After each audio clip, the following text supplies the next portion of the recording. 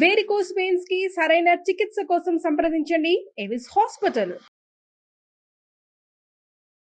నమస్తే గురుగారు. గురుగారు, సంకటహర చతుర్థి అంటున్నారు. మరి ఈ పవిత్రమైన రోజుని మనం ఎలా సద్వినియోగం చేసుకోవచ్చు? మనకు గమనించుకున్నట్లయితే శుక్లపక్షంలో వచ్చేటువంటిది వరద చతుర్థి, కృష్ణపక్షంలో వచ్చేటువంటిది సంకష్టహర చతుర్థి. కాబట్టి ఈ శుక్లపక్షంలో వచ్చేటువంటి చవితి రోజున వినాయక చవితిగా, వరసిద్ధి వినాయక చవితిగా మనం ఆచరిస్తూ వస్తున్నాం. కానీ సంకష్టహర చతుర్థి మాత్రము కృష్ణపక్షంలో వచ్చేటువంటి చవితి తిథి రోజున. ఈ యొక్క సంకష్టహర చతుర్థి అనేటువంటిది వ్రతాన్ని ఆచరించడం వల్ల మనుషులు ప్రతి ప్రయత్నంలో ఉంటారు కదమ్మా. ప్రధానమైనటువంటి కోరిక ఒకటి ఉంటుంది, అది ఎంతటికీ నెరవేరదు. అటువంటి కోరికను కూడా ఈ సంకష్టహర చతుర్థి వ్రతాన్ని నియమం ప్రకారం ఆచరించినటువంటి వ్యక్తికి ఖచ్చితంగా ఆ యొక్క దేవతానుగ్రహం, గణపతి యొక్క అనుగ్రహంతో ఆ యొక్క విఘ్నాలన్నీ తొలగిపోతాయి. కాబట్టి ఈ యొక్క సంకష్టహర చతుర్థిని 3 నెలలు కానీ, 5 నెలలు కానీ, 7 నెలలు కానీ, 9 కానీ, 11 నెలలు కానీ ఆచరించాలి. ఎవరి యొక్క ఓపికను బట్టి ఆ విధంగా. అయితే దీన్ని ఏ విధంగా ఆచరించాలి అని అంటే, ఉదయాన్నే సంకష్టహర చతుర్థి అనేటువంటిది ఉదయాన్నే సూర్యోదయం కంటే ముందే నిద్రలేచి కాలకృత్యాదులు తీర్చుకొని ఆ రోజున గణపతి విగ్రహాన్ని చక్కగా అభిషేకము జరిపించి, అదేవిధంగా గరికతో పూజ చేసి ధూపదీప నైవేద్యాలు ఇచ్చిన తర్వాత ఆ యొక్క విగ్రహానికి ఎదురుగా ఆకుపచ్చ రంగు కానీ, ఎరుపు రంగు కానీ, తెలుపు రంగు కానీ ఉన్నటువంటి జాకెట్ పీస్ పెట్టి ఆ యొక్క జాకెట్ పీస్కి అలంకరణ చేసిన తర్వాత 3 పిడికిళ్ళు ఎంత బియ్యం వస్తాయో ఆ 3 పిడికిళ్ళు ఆ యొక్క సంబంధించినటువంటి వస్త్రంలో వేసిన తర్వాత కొబ్బరి చిప్ప, ఖర్జూరము, ఒక్కలు, తగు దక్షిణ అవన్నీ అందులో పెట్టి మీ యొక్క కోరిక నెరవేరాలని చెప్పి ఆ స్వామిని మననం చేసుకుంటూ ఆ కోరిక నెరవేరాలని ముడుపు కట్టండి. ముడుపు కట్టిన తర్వాత ఆ యొక్క గణపతి దేవాలయానికి చేరుకొని ఆ యొక్క గణపతి యొక్క దేవాలయం చుట్టూ 3, 5, 7, 11 ఎన్ని నెలలు చేస్తారో అనుకుంటారో అన్ని ప్రదక్షిణలు చేయాలి. చేసి అక్కడ అర్చన జరిపించుకోవాలి.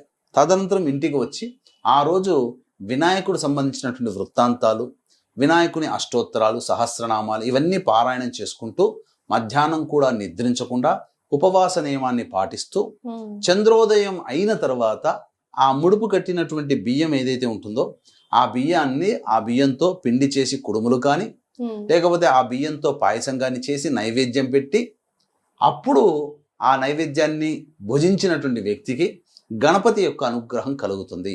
ఇది సంకష్టహర చతుర్థి రోజున చేసేటువంటి నియమం.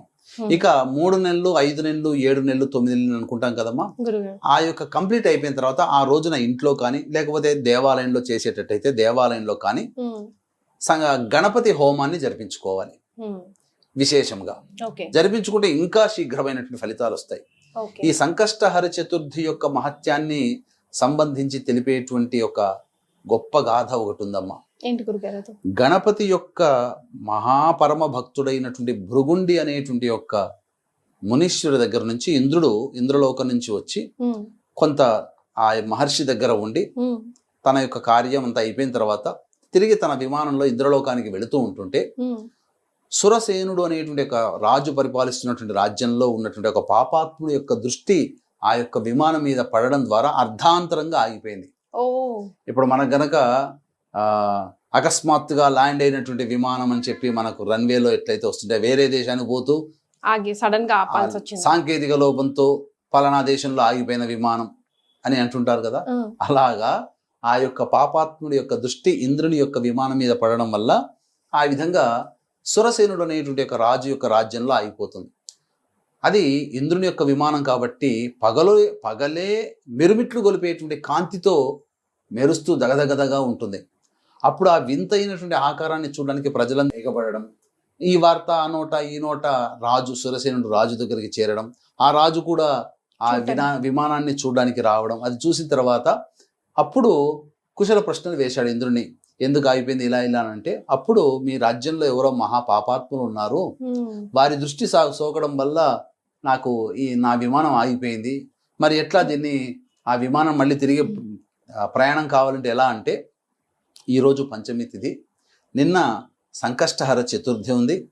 కాబట్టి ఈ సంకష్టహర చతుర్థి నాడు ఉపవాస నియమాన్ని పాటించి గణపతి కోసమే ఉపవాస నియమాన్ని పాటించినటువంటి వ్యక్తి తన పుణ్య ఫలితాన్ని గనక ధారపోస్తే నా విమానం బయలుదేరుతుంది అని చెప్తాడు. అంతటా ఆ సురసేనుడు భటులందరినీ పంపించేసి నిన్న ఎవరైనా వ్రతం చేశారని చెప్పి తన రాజ్యంలో ఉన్నటువంటి అందరినీ కూడా కనుక్కున్నారు. అందరూ కూడా నిశ్చేష్టులైపోయి ఉత్త చేతులతో తిరిగి వచ్చేసారు. ఎవ్వరూ చేయలేదు.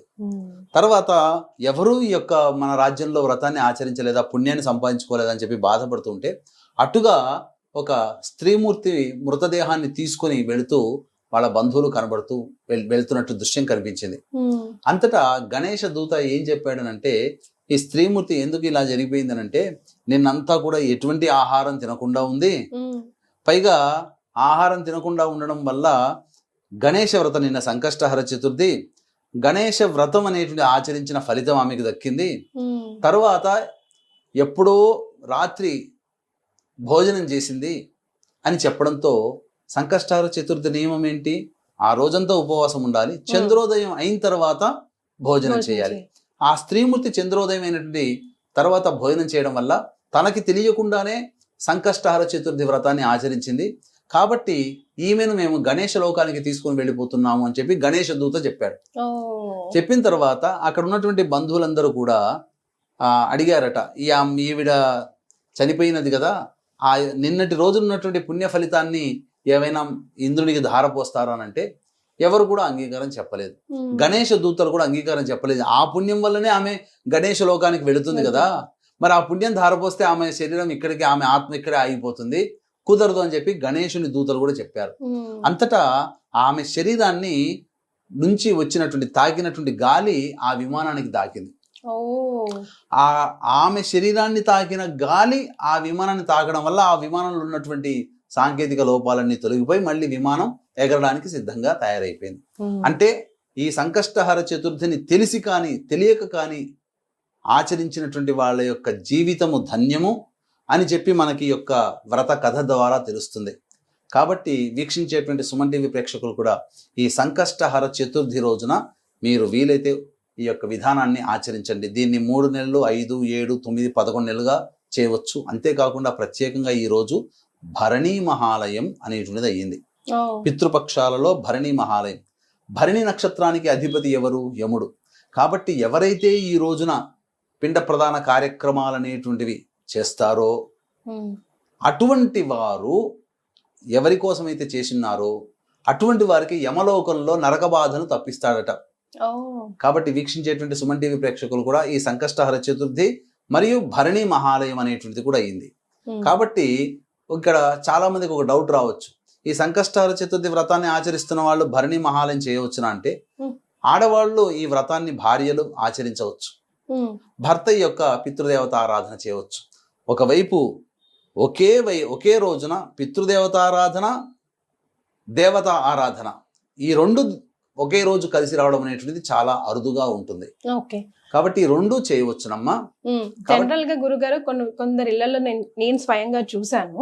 మీరు ఇప్పుడు ఈ సమాధానం వచ్చింది కాబట్టి నాకు ప్రశ్న వచ్చింది. అంటే పితృదేవతలకి దీపారాధన చేస్తున్నాం, ఫోటోకి దీపారాధన చేస్తున్నాము కాబట్టి ఇంట్లో దేవునికి దీపారాధన చేయకూడదు అని ఒక నియమం పెట్టుకుంటారు గురుగారు. అది ఎంతవరకు తప్పమ్మా?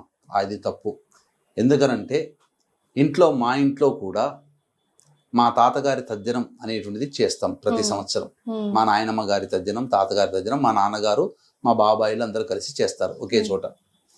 మరి మా ఇంట్లో చేసే వంతు వచ్చినప్పుడు అందరూ వస్తారు కదా, ఆ రోజు ఉదయాన్నే కర్తగా ఎవరైతే ఉంటారో నాన్నగారు, బాబాయిలు వీళ్ళందరూ కదా, నేను చూస్తూ ఉన్నాను.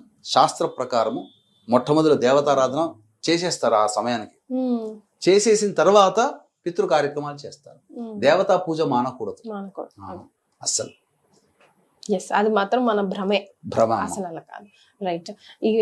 మన సంకటహర చతుర్థి గురించి ఎన్నో వీడియోస్ చేశాం గురుగారు, కానీ ఈ స్టోరీ చెప్పి ఇంత డిఫరెంట్ గా ఎవరు చెప్పలేదు. ఈ రోజుని అందరూ సద్వినియోగం చేసుకోవాలని మేము కూడా మనస్ఫూర్తిగా కోరుకుంటున్నాం. ధన్యవాదాలు గురుగారు. సర్వం శ్రీ ఉమామహేశ్వర పరబ్రహ్మార్పణమస్తు.